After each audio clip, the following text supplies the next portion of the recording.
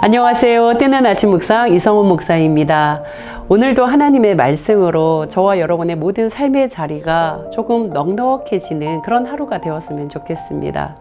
그래서 우리의 관계도 좀 여유로워지고요. 그리고 또 우리가 하는 일들도 막 쫓기면서 하는 것이 아니라 조금 넉넉하게 여유 있게 그렇게 할 수 있는 하루.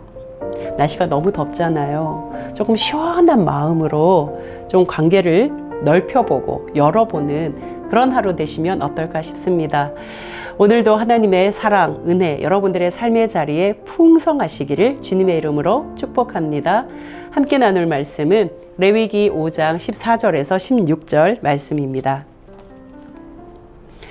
여호와께서 모세에게 말씀하여 이르시되 누구든지 여호와의 성물에 대하여 부지 중에 범죄하였으면 여호와께 속건제를 드리되 내가 지정한 가치를 따라 성소의 세겔로 몇 세겔 은에 상당한 흠없는 수량을 양떼 중에서 끌어다가 속건제로 드려서 성물에 대한 잘못을 보상하되 그것의 5분의 1을 더하여 제사장에게 줄 것이요 제사장은 그 속건제의 수량으로 그를 위하여 속죄한즉 그가 사함을 받으리라. 아멘. 우리가 살아가면서 우리 마음에 나 요즘 좀 행복한 것 같아. 나는 내 삶이 조금 만족스러운 것 같아. 그런 느낌을 이렇게 체크해서 지수로 만들어 놓은 것을 삶의 만족도, 만족지수 혹은 행복지수라고 해요. 여러분들이 예측하시겠지만 우리나라 사람들의 삶의 만족도 혹은 행복지수가 어느 정도 될까? 그렇죠. 현저히 떨어져요. OECD 국가 중에요. 거의 최하위권에 속해져 있거든요. 왜 그럴까를 생각해 보니까 우리나라의 이 서열 문화 있죠. 무언가 이렇게 줄 세우게 하는 거예요. 1등, 2등, 3등, 4등. 1등급, 2등급, 3등급, 4등급. 이것이 어렸을 때부터 시작해서 정말 내가 성인이 되어서 무언가 이 잡을 가지고 일을 할 때 그 회사도 좋은 회사, 중간 회사, 조금 못한 회사, 1등급, 2등급, 3등급. 그러니까 내 삶의 자리가 자꾸 순번으로 매겨지는 거죠. 등수로 매겨지는. 이런 서열 문화가 상당히 많은 영향을 준다고 합니다. 그렇다면 반대로 행복 지수가 높고 삶의 만족도가 높은 나라들 있잖아요. 노르웨이나 덴마크나 이런 나라들요. 그런 나라들은 어떻게 삶의 만족도가 높을까를 한번 조사를 해보니까요. 두 가지 이유라고 해요. 하나는 공동체성이 굉장히 뛰어나다라는 거예요. 굉장히 개인화되어 있을 것 같은데 그 나라들의 특징은 그 사람들의 인식이 공동체성이 상당히 뛰어나더라. 두 번째는요. 타인에 대한 신뢰도가 높다라는 거예요. 두 가지를 묶어보니까 공동체 안에서 나가 아닌 다른 사람에 대한 신뢰도가 높을 때 삶의 만족도도 높아지고 행복지수도 높아지더라는 것이죠. 덴마크에 마이킹 비킹이라는 학자가 있는데 이분이 조금 더 분석을 해봤어요. 이 스칸디나비아 반도에 있는 아까 말씀드렸던 노르웨이나 덴마크나 스웨덴이나 이런 나라들, 그 나라들은 어떻게 이렇게 삶의 만족도가 높고 스스로 행복하다고 느낄까를 조금 더 분석해 보니까 그 이유는 바로 교육에 있다라는 거예요. 교육이 어떻게 다를까를 생각해 보니까 이 나라들은요, 서열 매기는 것을 우리가 생각하는 것처럼 어떤 경쟁력 혹은 뭔가 자신을 발전시키는 발전력 이런 것과 생각하지 않아요. 이런 것으로 생각하지를 않아요. 서열을 매긴다는 것은 내가 무언가를 잘했을 때 다른 사람은 찬스, 기회를 빼앗기게 되는 그런 것을 교육하게 되는 것이기 때문에 이 나라들은요, 8학년까지요. 거의 유치, 그죠? 초등, 이 단계에 있는 8학년까지는 성적표를 매기지 않는다는 거예요. 뿐만 아니라 한 중학교 졸업할 때까지는요, 아이들의 성적, 그걸 가지고 막 순위를 매기는 것이 아니라 중학교 졸업할 때까지도 교사와 학생들이 컨퍼런스 같은 것을 해서 아이들의 정서 발달, 아이들의 사회성 발달, 이것이 적절한가 어떤가를 살펴보는 그런 정도의 평가와 만남을 가진다고 해요. 그러니까 우리나라와 비교해서 상당히 다른 문화를 가지고 있죠.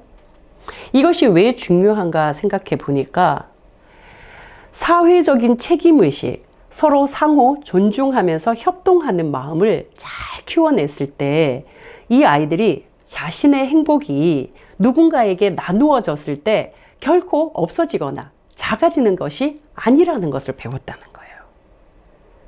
이들 나라는 아이들이 커나가면서 함께 같이 해야 된다는 것을 상당히 강조하더라는 것이죠. 그리고 이 사회에서 내가 무언가를 잘못했을 때 이 공동체 내에서 내가 책임져야 할 것에 대해서 분명히 하더라는 거예요. 그렇게 큰 아이들이 함께 어울려서 타인을 신뢰하고 존중하는 것에서 결국 내 행복이 커져간다는 것을 배우더라는 것이죠. 저는 오늘 이 마이킹 비킹 학자의 분석이 오늘 우리가 함께 나눌 마지막 제사, 이스라엘의 5대 제사 중에 마지막 제사인 이 속건제와 매우 유사하게 닮아 있다는 생각을 했습니다. 너무나 닮았다. 어떤 부분이 닮았을까요? 여러분, 속건제라는 것은요, 나 아닌 타인에게 그 타인의 재산상 피해를 입힌 것에 대한 제사입니다. 내가 누군가의 소유물, 내가 누군가의 물건, 내가 누군가의 재산상에 피해를 입혔을 때 드려야 할 제사가 바로 속건제거든요. 오늘 우리가 읽은 본문은요, 성물에 대한 속건제예요.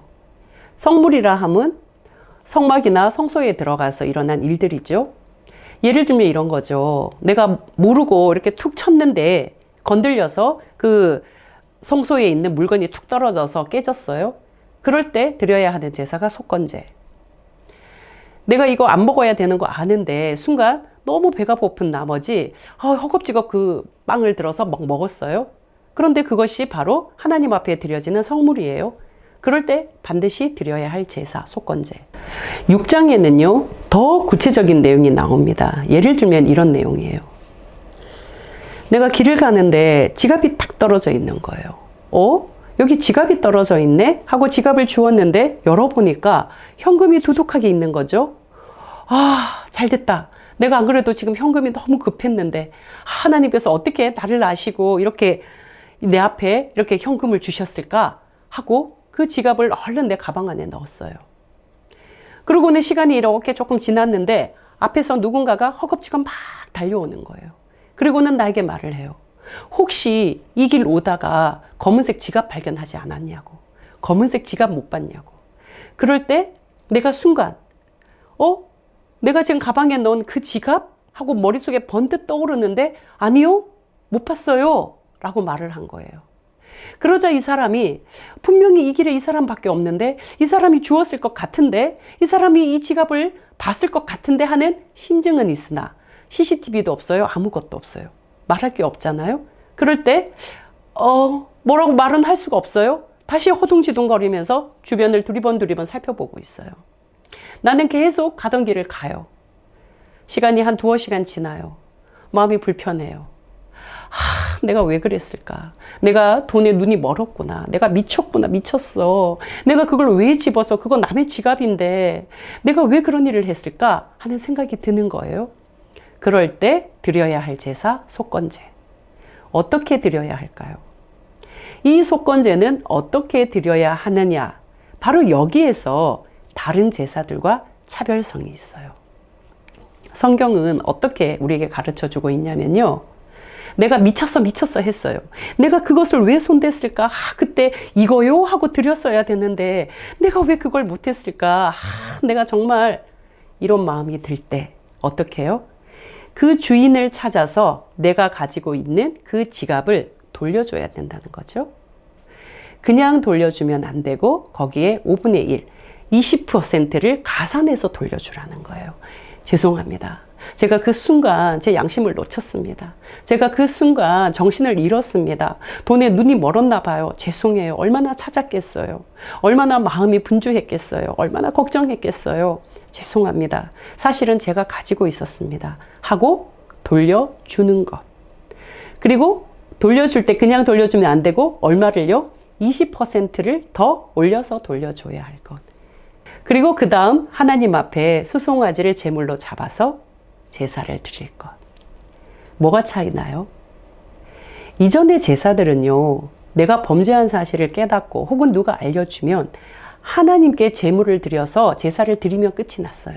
그러나 속건제는 아니에요. 속건제는 굉장히 순서가 중요해요. 내가 피해를 입힌 그 사람에게 그 피해 입힌 금액을 기본값으로 돌려주고 기본값 플러스 20%를 가산해서 돌려줘야 된다는 거예요. 여러분 굉장하지 않습니까? 성경이 가르쳐 주시는 피해 보상, 성경이 가르쳐 주시는 타인에 대한 피해 굉장히 엄격하잖아요. 그리고 굉장히 합리적이잖아요. 저는 바로 이 부분이 속건제에 담겨 있는 사회적 책임, 이거와 닮았다는 거예요. 속건제에는 사회적 책임을 묻습니다. 우리는 흔히 나에게 입힌 손해는 굉장히 크게 느껴요. 반면에 내가 타인에게 입힌 손해는 굉장히 평가절하시켜요. 그거 사소하다고 생각해요. 그것이 우리의 마음속에 있는데 성경은 그렇게 가르쳐주고 있지 않아요. 네가 피해를 입힌 것보다 네가 타인에게 피해를 준 것을 더 크게 생각하라는 거예요. 저는 바로 이 부분이 하나님께서 우리에게 가르쳐 주시는 사회적 책임, 성경이 말씀하시는 사회적 책임, 하나님은 우리에게 사회적 책임을 강조하고 있다고 생각이 되어졌습니다. 우리 교회들은요, 하나님과 나와의 관계에만 굉장히 집중하는 경향이 있습니다. 내가 하나님 앞에서, 내가 하나님하고 해결하면 되는 것으로 하나님과 나와의 관계만 굉장히 집중하는 경향이 있다는 거죠. 예컨대 어떤 권사님이요, 중보기도를 요청하셨는데 그 내용은 이러해요. 당신의 집에 이게 담이 있는데 이 담이 옆집에 그 땅과 이게 맞물려서 이 담이 세워졌다는 거예요. 그러니까 옆집에서 계속 항의를 한다는 것이죠. 왜 우리 땅인데 우리 땅 위에다가 당신의 담이 이렇게 물려 있냐? 이거 어떻게 할 거냐? 이야기를 계속 항의를 한다는 거예요. 그랬더니 이 권사님이 굉장히 마음이 불편한 거죠. 아니, 담을 허물 수도 없고 어쩌라는 거냐는 거예요. 그러고 막 따지셨다는 거예요. 그러니까 옆집하고의 관계가 불편해요. 옆집은 번번이 와서 이 땅, 우리 땅에 왜 이렇게 담을 세웠냐고 번번이 이야기를 한다는 것이죠. 그래서 중보기도에 올린 내용은 그렇습니다. 이 문제가 잘 해결하게 되려고 기도해 달라는 것이죠. 그러자 놀라운 것은요, 그 기도 내용을 들은 다른 분들이 권사님 너무 걱정이 많으시겠습니다. 중보하겠습니다. 제가 기도하겠습니다. 잘 해결되기를 기도하겠습니다. 여러분, 뭘 중보해요? 뭘 기도해야 되나요? 남의 집 땅에 내 담이 물렸으면 그 이웃에게 가서 내가 어떻게 해드리면 되냐고 조율하고 조정하고, 만약에 그 이웃이 이 담을 허물었으면 좋겠다 그러면 허물어야죠. 다른 걸 뭘 생각해야 되나요? 얼마를 달라 그러면 줘야죠. 아니, 내 담이 다른 집 땅에 물려 있으면 그거 해결해야 되는 거, 그거 기도해서 해결돼야 되는 거 아니잖아요. 그건 너무나 상식적인 거 아닌가요? 목사가 이런 이야기를 하면요, 참 인간적이라고 이야기를 해요. 저 목사님 참 은혜가 없다고 이야기를 해요. 저는 은혜가 없어도 좋고 인간적이라고 해도 좋습니다. 아니, 인간적으로 생각했을 때 너무나 답이 나오는 것을 중보 기도하고 막 열심히 기도하고 문제가 잘 해결되기를 하나님 앞에 아니 물론 기도도 해야죠. 기도한다는 것을 제가 말하는 것이 아닙니다. 이치적으로 생각하면 이것은 해결 방법이 뻔하잖아요. 사과하고 죄송하고 몰라서 그랬냐, 내가 어떻게 해주면 되겠냐, 그 이웃하고 풀어야죠. 하나님 앞에 기도할 부분이 아니라. 여러분, 오래전 영화인데 영화 밀양이라는 영화를 아시죠? 어린아이를 유괴를 해요. 그리고 그 유괴범이 결국은 그 아이를 죽여버려요. 그리고 이 유괴범이 감옥에 갇히거든요. 그랬을 때 유괴범이 그러잖아요. 힘든 마음으로 죽은 자식의 그 어머니가 면회하러 찾아왔을 때 그 앞에 아주 은혜로운 표정이에요. 그 표정을 하고 나는 하나님 앞에 다 용서받았다는 거예요. 은혜의 하나님, 사랑의 하나님. 하나님은 바로 그런 분이시라고. 나는 그 하나님께 모든 용서를 다 받았다고 이야기해요. 이거 미칠 노릇이잖아요. 내 생떼 같은 자식, 그 자식 유괴해서 아주 비참하게 죽여버린 저 유괴범 앞에서 내가 들어야 할 이야기는 아니잖아요. 미쳐 돌아버리는 거예요. 난리를 치는 거예요. 나는 그런 하나님 절대로 안 믿겠다고.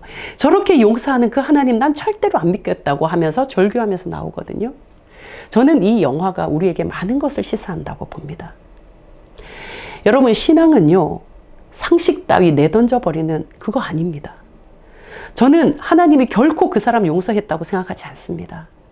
사랑의 하나님, 은혜의 하나님, 천만에요. 저는 분명히 그것은 사랑의 하나님, 은혜의 하나님, 용서의 하나님으로 절대로 적용될 수 없는 이야기라고 생각합니다. 왜 그럴까요? 여러분, 오늘 속건제를 보십시오. 성경에 근거해서 그렇습니다. 성경은 네가 남에게 피해를 줬냐, 하나님 앞에 제사 드리는 거 그 전에 그거 해결해야 된다고 말하는 거예요. 네가 하나님 앞에 제물 드리고 그 제물이 얼마나 많든 귀하든 뭐 값어치가 나가든 상관없다. 먼저 피해 입힌 그 사람에게 가서 사과해라. 제대로 사과해라. 기준대로 사과해라. 5분의 1 더해서 사과해라. 위로와 책임까지 모두 용서를 구하고 와라. 그리고 수송아지로 제사를 드려라. 여러분, 용서는요, 피해 입힌 사람이 자기 할 말 다 하고 오는 게 용서가 아니에요.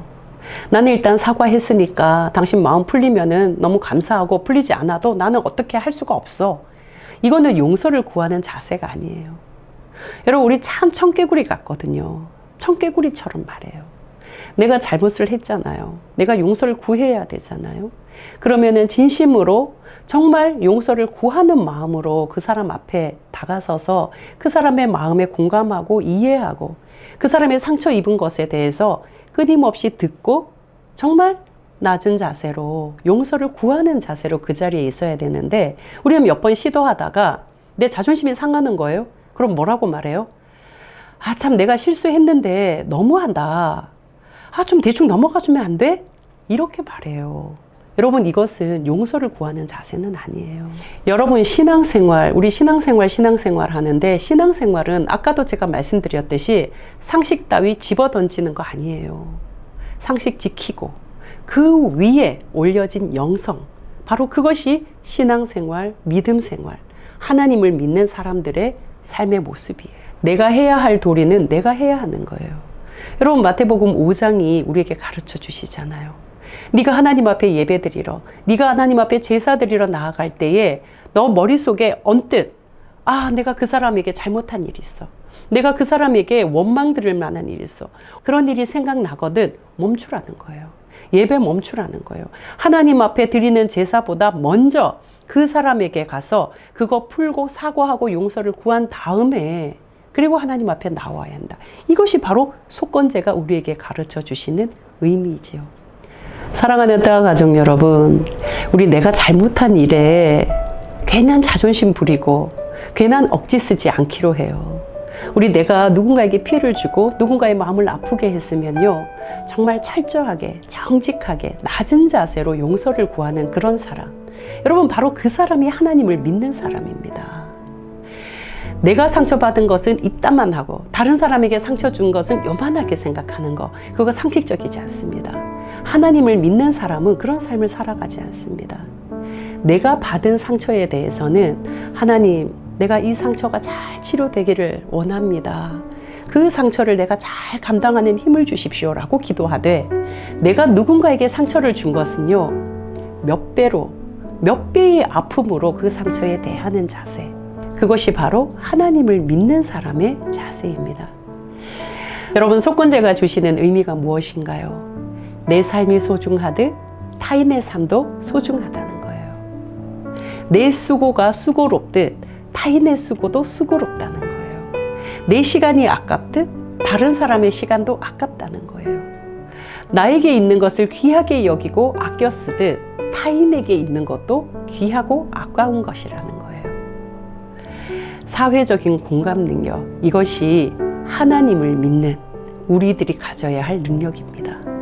우리가 가져야 할 능력은요, 남을 짓밟고 그 사람 위에 올라서야 하는 1등, 2등의 능력이 아니라 사회적 공감 능력이에요. 내가 아프듯 그 사람도 참 아프겠다. 내가 아끼듯 그 사람도 그것을 참 아까운 것이겠다. 나에게 소중하듯 저 사람의 것도 너무나 소중하다. 사회적인 공감 능력입니다. 행복을 누리는 비결, 바로 사회적 공감 능력입니다. 여러분, 오늘 하루는 우리가 찬찬히 한번 생각해 보시고요. 내 거 소중한데 다른 사람 거 내가 함부로 하지 않았나? 내가 누군가에게 피해 준 것 쉽게 생각하지 않았나? 한번 돌아보면서 마음을 표현하고 미안하다. 내가 생각해 보니 내 것만 소중하다 생각했고 너의 시간 내가 소중하게 생각하지 못했구나. 용서 구하는 하루. 그리고 누군가가 나에게 용서를 구할 때는 하나님이 나의 죄를 1000번, 10,000번 용서해 준 것처럼 조금 너그럽게 용서해 주는 그런 하루. 저와 여러분의 하루가 그러하기를 주님의 이름으로 축복합니다. 기도하시겠습니다. 사랑하는 하나님, 속건제에 대해서 묵상하였습니다. 내 것이 소중하듯 타인의 것 더 소중하다는 것, 내 것을 아끼듯 타인의 것 더 아까운 것이라는 것 우리가 잊지 않게 하여 주십시오. 내가 받는 것은 너무나 당연한 것이고 다른 사람이 나에게 해주지 않는 것에 대해서 서운하고 원망했던 마음들 하나님 오늘 다시 살펴보게 하여 주시고 하나님이 우리에게 가르쳐 주신 대로 대접을 받고자 하느냐, 그러면 너는 다른 사람을 먼저 대접하라는 이 선순환의 원리를 다시 기억하여서 나로부터 시작하는 선한 역사를 이루게 하여 주시옵소서. 예수 그리스도의 이름으로 기도합니다. 아멘.